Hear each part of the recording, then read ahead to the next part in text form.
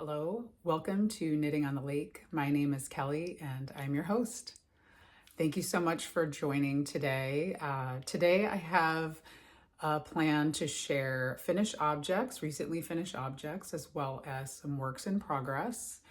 And I can also let you know what I'm wearing. This is the shift cowl and the pattern is by Andrea Mowry. And I used 3 different colors of spin cycle dyed in the wool yarn. And if I can remember them, it is Dark Matter, Double Trouble, and Afternoon Delight. So I think I got them all miraculously. It is one of my favorite pieces to wear. I literally, this time of year, I'm wearing it pretty much every day. I think it's such a good, it has so many different colors that are in my wardrobe and obviously goes well with neutral pieces. I just tend to throw it on. Sometimes I wish it was a little more cozy around the neck, but it really is more of like a fashion accessory more than like a, a warm cowl, although you can certainly make it that way if you zip up your coat strategically. So anyway, one of my favorite pieces. I will probably make more of these in the future, perhaps maybe even make a shift shawl. It's a really fun pattern to make, and it's a great palette cleanser if you're stuck in a cycle of sweaters and larger projects.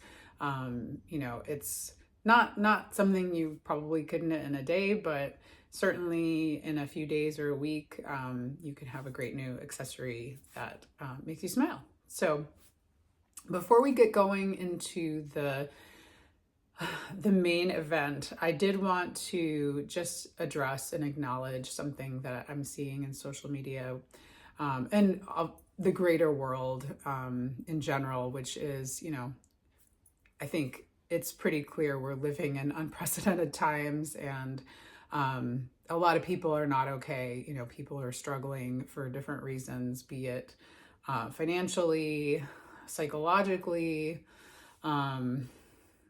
just feeling like the direction of the world and the country, the United States, is maybe not what they want it to be, myself included.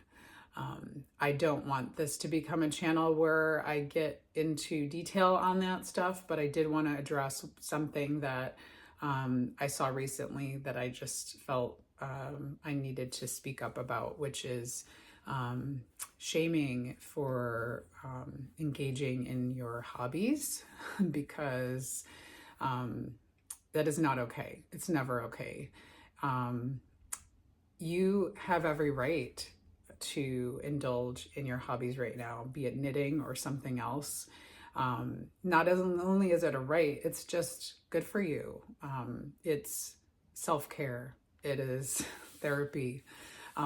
It's truly needed right now. You should never feel ashamed for doing something frivolous, and maybe not doing activism all the time. We all are going to engage in that in our own ways, some more actively, some more passively, but at the end of the day, you have to take care of yourself. And for me anyway, knitting is one of the ways that I do that, and you should never feel any guilt or shame for that. So please indulge in your crafts right now, lean into it even, because it's going to help you get through these harder times, and hopefully better times are around the corner. So that's all I'm going to say about it. The end. And now we can get on to our main topic today, which is finished objects and works in progress. So the first object that I want to share today, actually I have a bunch of little things to show you, even though I've been working mainly on larger projects. In terms of things that were recently finished. I tried not to reach too far back, even though this is a new podcast and there's a lot of stuff that you haven't seen yet. We'll leave the past in the past, and I'll probably bring it out by wearing those pieces and not necessarily sharing every detail on them. But we'll try to capture everything going forward in terms of what I've been working on and what I've completed. One of the first most recent finished objects is this cute little baby bonnet. It is called the Boston Bonnet, and the pattern is by Alice Dunn Smith. She is Birch Tree Knitting on Instagram, and her business is called Birch Tree Knits. And I ran into her by chance at a local yarn store about a week ago, a little less than a week ago maybe. And she was holding her prototype of this bonnet, and I complimented her on how adorable it was. And she asked me if I wanted to test it, and it was actually perfect timing because I was looking for a small gift pattern to make for some family friends who have a 1-year-old daughter, and they recently did something very generous for us, so we wanted to kind of do something to repay the favor, or at least to show our appreciation. So it was a really good opportunity, and this is a great pattern that is definitely going to go into my sort of repertoire of fast and fun and cute gift knits. It could definitely be made for a boy or a girl. This, as you could probably guess, is for a girl, which I may have already mentioned. This yarn is a bulky weight yarn, and I made it in the recommended yarn, which is Juniper Moon Farm Beatrix, and the colorway is Dragon Fruit. So sometimes I go a little bit overboard with the girls' items because I have 2 boys, and so it's not often that I get to knit for girls other than myself. And I tend to go with a slightly different palette. And not that I've never knit with pink before, but it was a fun opportunity, since I love all colors, to make something different. So this pattern is very simple. It came together in hours, not days. And it just has like an I-cord that you knit up and then attach as you knit to the bonnet. And you could, if you wanted to, put pom-poms at the ends. I opted not to do that. I was thinking, because this yarn has some Angora content, it's a little, I think it could have a tendency to stretch a little bit. I just wanted to kind of keep it simple. And this family lives in Park City, Utah in the wintertime, so I'm eager to get this out to them so they can give it to their daughter and she can enjoy it for what remains of this winter season. But this is a brand new pattern out, and it's available on Ravelry, and I highly recommend it. It was so fun to make, and Alice is one of my favorite designers and also a good friend. She was actually the first designer who gave me the opportunity to test knit, and I'm so appreciative of that. And I've done a number of test knits for her over the past, 9 months, I guess it's been, or maybe even close to a year. So again, the Boston Bonnet by Birch Tree Knits. Okay, the next finished object I have to show you might not look finished because I didn't do the final step of the finished work, but this is another test knit that I did for Alice, and it is a baby cardigan, and this is called the Jamberry Cardigan, and it's based on a series of other patterns that she had created previously. I believe there was a hat and a cowl and perhaps a headband too, but I'm not sure about that. but they all feature this kind of like berry and vine motif. And you see these little locking stitch markers are here to mark where I need to line up my buttons, because I have not yet sewed on the buttons for this cardigan. I was planning to do that last night, but I could not see a thing between the charcoal colored buttons, the charcoal button bands, and the charcoal thread. And so I decided, instead of like stabbing myself and getting frustrated, that I would just wait until I had some good daylight. This cardigan I made with stash yarn. So I'm going to show some better images on a split screen, so it won't be so hard to see what's going on here, because I realize it's not showing very well.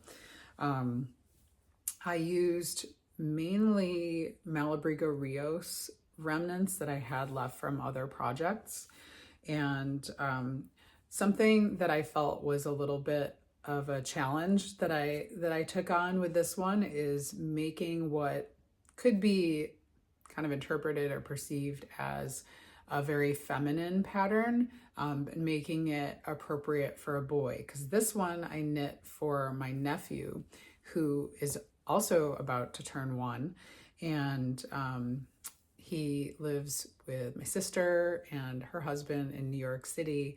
And so it is still very much cardigan season there. And I'm very eager to get this to them so he can start enjoying it.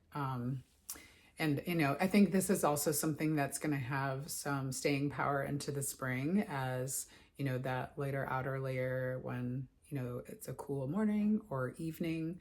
I need to go out, but Malabrigo Rios, as you probably know, is the superwash wool. I've made other things for my nephew in this yarn, and I know that they love it, and it has held up very well. They know how to take proper care of it, you know, and thankfully it's machine washable, and they just lay everything flat to dry. One thing I wanted to address is the yoke. So this is where kind of the main design is in this pattern, is in the yoke, and it's done using duplicate stitch. So when you knit up the sweater, it is a solid yoke with like a stripe going down the middle. And then when you're finished knitting everything, then you go back and there's a chart for the pattern that goes all the way around the yoke, from front to back. And I made a mistake when I did the duplicate stitching, and I know why it happened. Basically, in order to utilize the yarn that I had left from the stripe that I knit in here, I left like a very long length of yarn so that I didn't have to attach a new a new thread of this brown yarn to start my embroidery. I realized in order to follow the chart properly, I had to kind of turn it upside down and the chart upside down as well, and go from there so that I could go in the right direction of the way that I'm used to reading charts, from right to left in the round. And because I did that, my duplicate stitching is technically upside down. So my stitches are frowning instead of smiling, which if you're not a knitter, you would never know that, but I guess a lot of knitters would recognize that and see it as an error. I personally don't think it's a problem. I kind of like them that way. I think that they look more casual. Maybe, you know, they're droopy branches. They're not standing erect. And in case you haven't figured out what kind of berries these are, what kind of plant I chose for my more masculine Jamberry cardigan, this is bittersweet. And it was inspired by my walks in the Berkshires, where we have a home that we go to mainly in the summertime and the wintertime on the weekends. But there's a lot of beautiful farmland and cow pastures in the area where we walk our dog. And there's one area in particular where there's bittersweet growing along a barbed wire fence that I always stop to admire.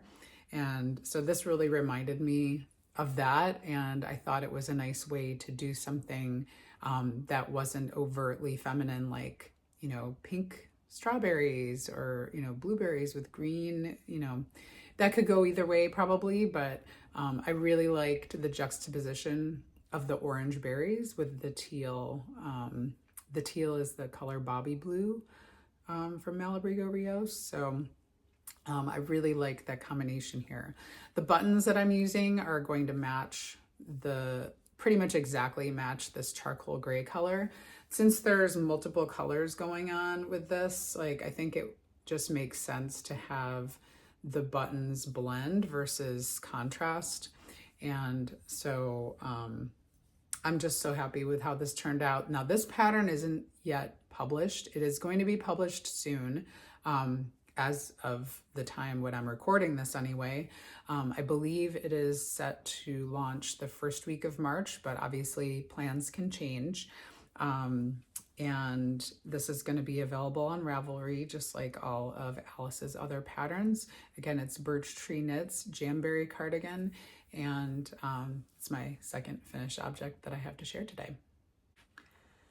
The next finished object I have is another recent test knit that I did for Jamie Lomax, and she is also known as Pacific Knit Co. on Instagram, Blue Sky, etc. And she is best known for her Doodles, which is sort of like a colorwork system that she has developed where she has created all of these different themed charts that can be repeated for stranded knitting, and as well as providing base patterns for a variety of different objects or items such as hats, mittens, cowls, a sweater, hat, I said hats already, a scarf, socks. I'm sure I'm forgetting some things, but suffice it to say, if there's something that you wanted to knit, you could use her designs, her charted doodles to kind of design your own and customize your own piece, which is very appealing to me. I really love the opportunity to be creative, and I jumped at the chance to test knit one of her most recent themes that she released, which are sports doodles. And I took a slightly different approach to this than probably some other people. A lot of people, made one for a professional sports team, or themed around a professional sports team, or like a school mascot or team that their children were involved with, which was awesome. Again, it's so cool to be able to make something like that and to have it be so customized to the person who's wearing it. The one that I chose to make was kind of a funny theme. It's a commemorative hat that I made for my 13-year-old son because he won his fantasy football league this year. Well, it's our family fantasy football league, and he was also the commissioner. So, I don't know, there might have been a little bit of funny business going on there. Who knows? But he was, I think, very deserving of getting the victory. And I wanted to knit him something as like a prize, I guess, to remember that by. His team name in the beginning of the year started as Diggs in a Blanket, as in Stefan Diggs. And you may not know anything about football, but Stefan Diggs is a wide receiver for the Houston Texans. He used to play for my team, the Buffalo Bills. And pretty much like a third of the way through the season, maybe a third to half of the way through the season, he had a season-ending injury. And so Quinlan, my son, had to do some roster changes, and he changed his name on his team because he no longer had Stephon Diggs. Diggs in a blanket no longer made sense. He picked up another player, Bucky Irving, and he plays for the Tampa Bay Bucks. And so there was some other backstory there that I won't bother to tell you, but suffice it to say that his team name was Bucky's Revenge. And so I created this hat for him that is emblazoned with his fantasy football team name on one side. And then on the other side, it has the year of his victory, as well as the trophy motifs, which could not have found a more perfect yarn color for this. This is actually also Malabrigo Rios in the Frank Ochre colorway. So word to the wise, if you ever need to knit trophies or something golden that looks kind of shimmery golden for whatever reason, Frank Ochre is the ticket. So with these hat patterns, there is only a finite amount of space that you can use for the fun doodle charts. And I wanted to make sure that this beanie would fit him in a more like fitted way versus being slouchy and high, because I didn't think that would be his style. And so I had to kind of just choose, and forgive me if you see like lint on this hat. It was shoved in the bottom of his backpack, and I asked him to take it out this morning. But I obviously did the football motif and the trophies. I duplicate stitched the trophies because obviously I couldn't carry that yarn all the way around. And I also duplicate stitched the white and the black stitching and stripes on the footballs, rather than carrying more than 2 yarns around. I still haven't really mastered 3-color knitting yet, so you know, I'm still very much 2-color gal. But anyway, this is the Fantasy Football Champion commemorative hat, and the pattern and the doodles are available. It is Pacific Knit Co. These are the sports doodles, and the hat I believe is called Doodle Beanie 2. The 2 has a folded brim that is then joined, so it's actually like knitted together here so that it doesn't unfold and fold. It's fixed, which I thought it was actually perfect for my son because knowing him, the brim would be all over the place and not aligned properly, and this way he doesn't have to futz with it. Okay, I think we're gonna wrap the finished objects now and start looking at works in progress. And the first one that I have to show you is progress on the vintage cardigan that I am making. If you had seen the last episode or my first episode, this is episode 3, welcome. The kind of main project that I have going on in terms of like a theme for this podcast is to knit a pattern from 1977 that I found in a magazine that I inherited from my late grandmother. And I wanted to experience making the pattern and see how it goes, what the construction of the object is like, what the fit is like, and just generally kind of and see what the experience is like of knitting a vintage pattern for myself. So here's what I have done at this point. I have almost a full sleeve. I have just maybe 2 or 3 inches left to go before I join the arm. I know it is so weird to start with a sleeve. The construction, to remind you of this sweater, is that you knit it sideways, and not just the body, but the entire sweater is knit from one end to the other. So you start at one cuff, you work your way up the sleeve, then you knit the body, then you work the other sleeve from the armhole down to the cuff. Oh, sorry. And then you finish by binding off at the cuff. And I will show you quickly the pattern. So that is what it will ultimately look like. And this is what it looks like right now in my colors.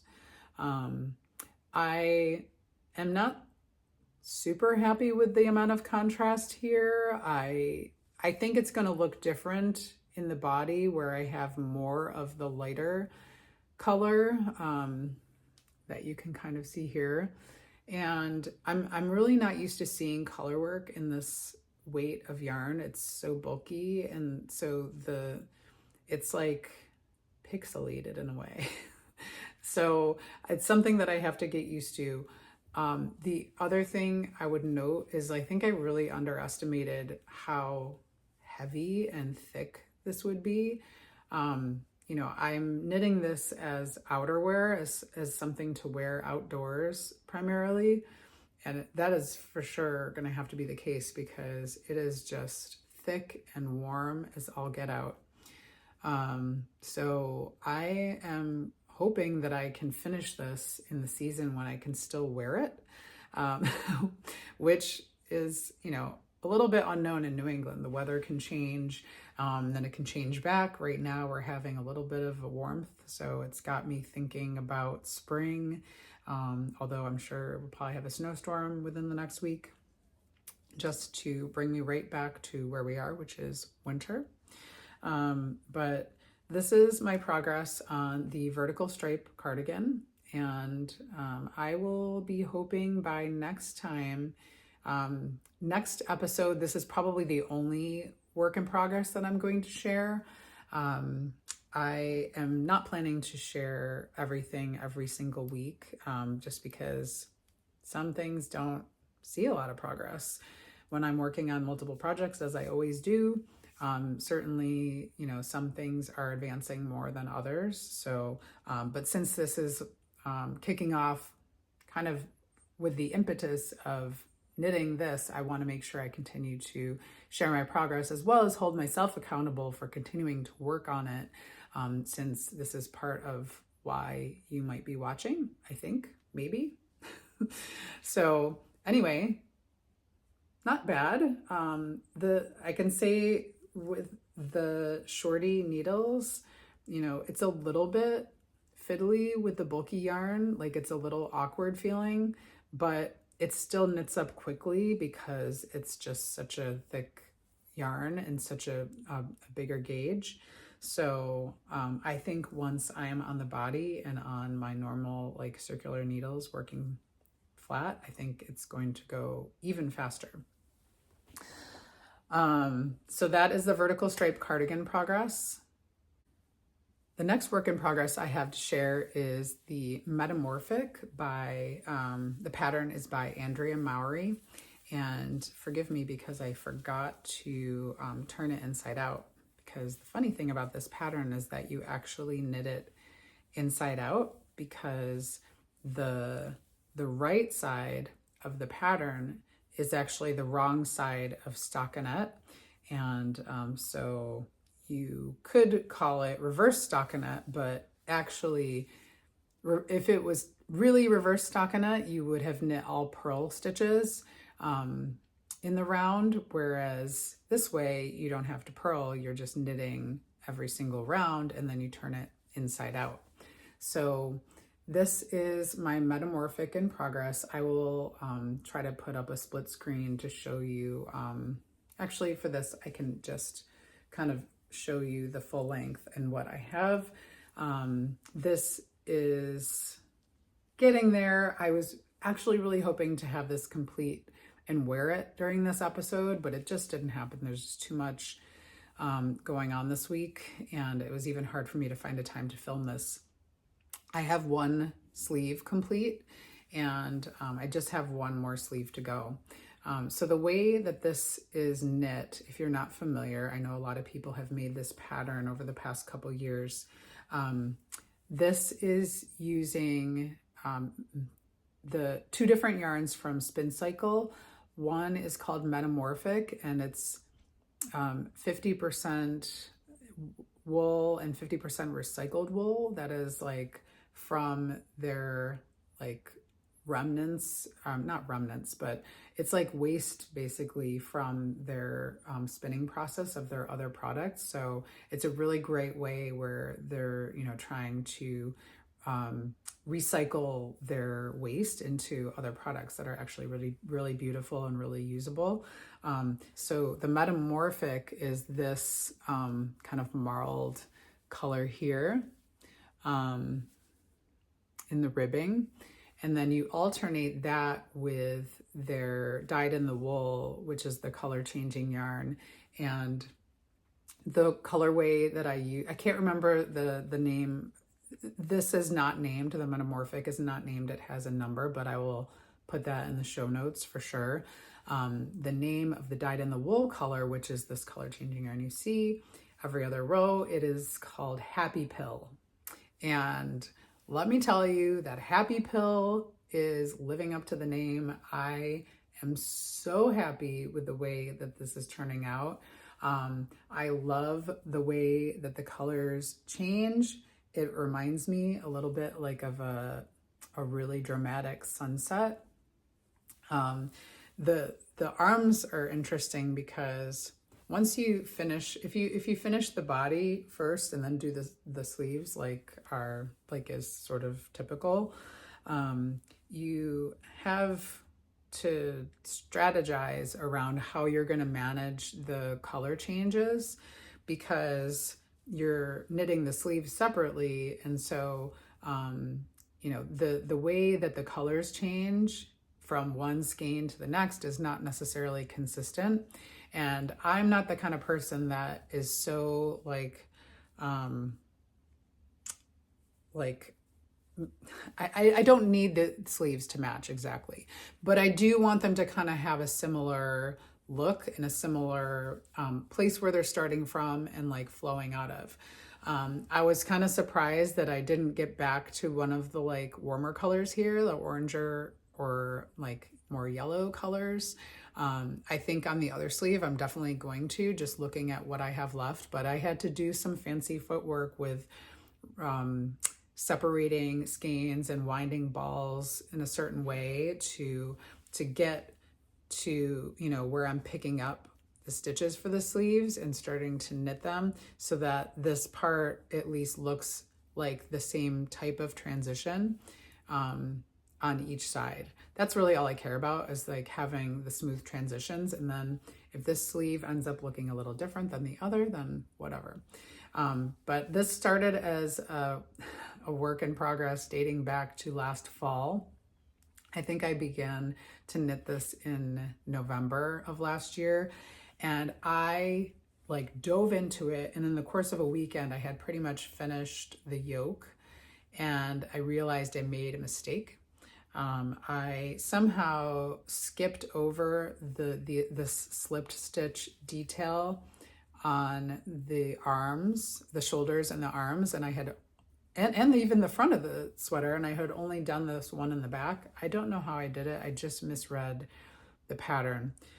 So when I heard that there was a knit along happening, sponsored by Spin Cycle Yarns for this sweater, I kind of took that as the opportunity and a little motivation to unearth this work in progress and bring it back and start addressing it, because I knew that I was going to love making it and the finished object. But a lot of times when you realize you made a big mistake and you need to undo a lot of work, it's always good to give your project a little breather and to just give yourself a little time to let those emotions process and, you know, kind of get, you know, detach yourself from it a little bit so you can, you know, in a very business-like manner, do your frogging and get on with it. Because as I like to say, Frogging is actually moving forward. Frogging is not going backwards. Frogging is what allows you to move forward in a way that's gonna allow you to have a great finished object. I'm not going to share any more details than that because there's a couple other things that I want to share. But suffice it to say, I'm really looking forward to having this as a finished object. I think it's feasible for me to complete this within the next week and to get this sleeve knitted and block it. And so I'm going to try to make that happen. Again, Metamorphic, and the pattern is Andrea Mowry. The next work in progress that I have to share is actually something I am knitting for my son Eamon, who is 10 years old, and this is a test knit. I also just wanted to share this beautiful bag, which oddly kind of matches my chairs that I'm surrounded by. I love plaid. So the bag is from Madderroot, and I picked it up at the New England Farm and Fiber Festival a few weeks back. So this is a mosaic knit vest, and it is in kids sizes, and I can't remember the size range, but it's pretty extensive, from I think infant and baby sizes all the way through to like size 14. And my son is getting up there in the sizes. So I'm knitting for him the size 11 to 12, which is the second largest size in the pattern. The designer is, and forgive me if I mispronounce her name, it's Sandra Magalhães. And she is a specialist with knits for kids and babies. The patterns she has are absolutely exquisite, and the way that she merchandises all of her stuff on Instagram and even within her patterns is just incredible. And I'm really amazed by what she does. Each pattern that she creates it really walks you through how to do it. So it's very accessible for beginners. And there's a tutorial link for every single step along the way that she has created. So she really puts a lot of thought and care and detail into her patterns. So anyway, that's just a little bit of an aside. This is the first time I've test knit for her, and it's going really well. The colors might not be showing very well on this, but this is it's a grid pattern, and then there's this color changing yarn that's showing behind the main color. The main color is a yarn that I had left over from the sweater that I made for Eamon, which he wore at Rhinebeck. Maybe I'll throw a picture of that in there as well. It is Debbie Bliss Baby Cashmerino, and the color is dark gray. And then this super fun color changing yarn, which Eamon actually picked out the color of, which I also got at New England Farm and Fiber Festival, is Leaf Peeping. Don't you love that name of the color? Leaf Peeping, so appropriate, from Junction Fiber Mill, which is based in Vermont. And so I love trying to buy local whenever possible. And I think this is the first project I've actually knit with their yarn, although I have several other things in my stash that are kind of waiting in the wings. So this is called the Serrana vest, if I did not mention that yet. And given the nature of the color work, so this is mosaic, where you're only using one color for each row, and then you're slipping the stitches of the color that you're not using. So that allows these kind of vertical stripes to continue. This has been one of those projects that it seems like you knit and knit and knit and knit and you're not getting anywhere. Although I know I am getting somewhere because I'm measuring and it is getting a little bit bigger, but it's just kind of going slowly. And so it's underscoring for me two things. One is that sometimes the slip stitch color work just is a little slower, but I really enjoy doing it. So that's, I guess, not such a bad thing. And I'm also realizing my kids are getting big, and this, when I'm finished with it, could honestly be something that I could wear. It will fit me. I'm sure of it. It might be a little more fitted on me than it will be on him, but you know, it's dawning on me finally that when I kind of commit to making something, a garment for one of my kids, that it's going to take almost as long to make it for them as it would if I was making something for myself. So that's something that I'm learning in terms of budgeting my time and committing to things. But this is something that I will probably finish within the next maybe 2 weeks, 2 to 3 weeks. I know once I get to the part where I'm dividing front and back, and you know, where the armholes are going to go, it's going to go a lot faster. But this initial tube part for the, you know, working from the bottom up is just going slowly, and I'm really chipping away at it. Like whenever I can, it's actually been a good thing to bring around with me. You know, when I'm traveling around town, or I have to, you know, like for example, I have to in a few minutes take my son to an orthodontist appointment. And so I'll be working on this in the waiting room because I don't need to bring the pattern. I can just go on it. So anyway, this pattern is not yet published, but you can find it on Ravelry and you can favorite it already. It is called the Serrana Kids Vest. And again, the designer's name is Sandra Magalhães, and forgive me if I'm mispronouncing it, but I will make sure that I put it in the show notes, as well as the link to her social media. All right, I did have some other things I wanted to share, but I feel like we're running a little bit long, and I do actually have to go pick up my son at school and take him to his orthodontist appointment. So the last thing that I wanted to share is a project that I know I'm going to be casting on this weekend. And it's something that I've had in my queue for months, and I've had my yarn also for months, and I did swatch for it already maybe a month ago. I did a big swatching day where I had a bunch of projects that I wanted to swatch for, so that when the time arose to begin working on them, that I would be ready and I could just pick up my needles, pick up the yarn, and start knitting. There's something nice about just being able to say, like, okay, I'm ready to cast this on right now, and be able to actually cast on without having to, like, oh, I have to cake my yarn, I have to figure out my gauge, and wait for the swatch to block. I did all that work for this one in advance before I knew that I wasn't going to be casting it on right away. So anyway, that's something that I'm definitely going to do in the future, because I really like this feeling of like, oh, I'm going to cast on exactly when I want to. So the project that I'm referring to that I am ready to cast on this weekend is the Traveler, and the pattern is from Andrea Mowry.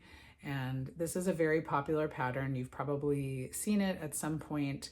It is a hoodie sweatshirt kind of garment, and I debated whether to make the hood or not. I think I am going to go ahead and make the hood. I don't have anything like this in my wardrobe, and it's definitely something that I think is going to be a great addition. When I went to Rhinebeck in October, it was on my list to find the perfect yarn for this project, and I found it. What I picked up is this sport weight yarn. It's called Bugalhos, and this is from Dragonfly Fibers and Cannon Hand Dyes, and the colorway is Titania, which I think is just such an evocative color name. It's really like, you know, it's giving patina, like of, you know, like an old ship hull that has like patinated and rusted, and, you know, just has this like green, you know, stuff going on. So one of the things that I was looking for the Traveler is I knew from looking at other people's projects that I didn't want just a monolithic color, that I was looking for either a tonal or even a subtly color changing yarn. I really liked the examples that I had seen of that. And so I found this, which it has some speckling in it. It has some kind of color differences. I wouldn't call it a color changing yarn because it's not like a striping effect or a gradient effect. It's a little bit random. So it's more of a variegation, I guess you would say. It is a variegation, but it's subtle. And it just has this like aged quality. This is what it looks like caked up. And this is really in my wheelhouse of like my top colors that I love to wear, that I love to look at. And so I knew that I just know this is going to be like one of my favorite pieces, if not the favorite thing. And so I did mention that I swatched. I was really curious to see what this yarn would look like knit up. And, this is just a small area, so you can't see all the color changes. I knit it in the round, so that's why you see all this like wacky fringe on the sides.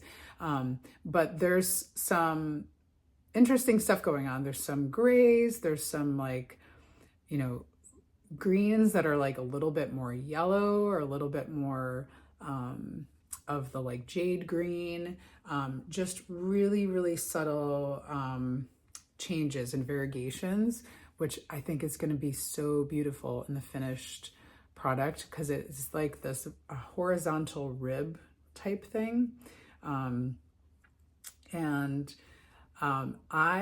am a person that really does not enjoy alternating skeins of yarn, especially for a pattern that looks like it should be very meditative and repetitive. So I am thinking that I can get away with not alternating my skeins, even though this is a hand-dyed yarn, because I actually don't care if the colors are changing from one section to the next, because it is a striped ribbed effect. I think it will be fine if all of a sudden some of the ribs are a little bit darker than the others or lighter than the others. Like, I think it will actually look cool that way. And so I'm not going to bother alternating my skeins. I am going to cast this on Saturday. That is my plan, because I want to participate in in Andrea's March to May knit along. It's through Drea Renee Knits, and I participated last year as well. I knit a shawl, the melt shawl, which I'll share some other time. But it was actually the first shawl I had ever made. So since this has been on my list for several months, again, this knit along just kind of gives me a little bit of a push to like go ahead and choose this project to move forward with. I think seasonally it's also going to be really good, because we're kind of like in that transition between winter and spring, and this is a sweatshirt at the end of the day, so that is also always a useful layer to have, as something to wear over a t-shirt and then take off if it gets too warm. So I think I can envision myself wearing this at the beach, or running off to dance class. I'll have to tell you about my other hobby, ballroom dancing, at some other time. But anyway, the Traveler hoodie, which I will be shortly casting on, and in a few weeks' time, I'm sure I'll be sharing some progress on that. Side note, that will probably also be the project that I travel with when I go on vacation in mid-March. I think it'll be, again, like the kind of project that you can just kind of repeat and not have to look at the pattern too much. So my goal will be to get to a point where I'm done with like shoulder shaping and whatnot, and that I've like kind of joined in the round and I can just knit. in a more mindless fashion. So those are my works in progress, my finished objects, as well as one project in the works. Next week, I will be heading out of town in the middle of the week for a ballroom dancing competition. And so I'm going to record an episode and still publish it, though. My thought is that I'm going to talk about my spring knitting plans. So I hope you will join me for that. And until then, I hope that you can spend time knitting and taking care of yourself. And I hope you have a great week. Thank you so much again for tuning in.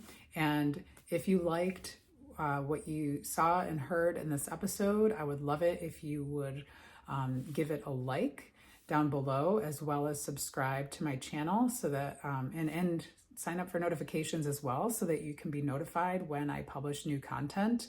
I am currently trying to post videos on Thursdays. That may change over time, but I'm at least just trying to be consistent and publish on days when I think there might be slightly fewer other knitting podcasters posting content. So thank you again so much for joining me, and I will see you next time.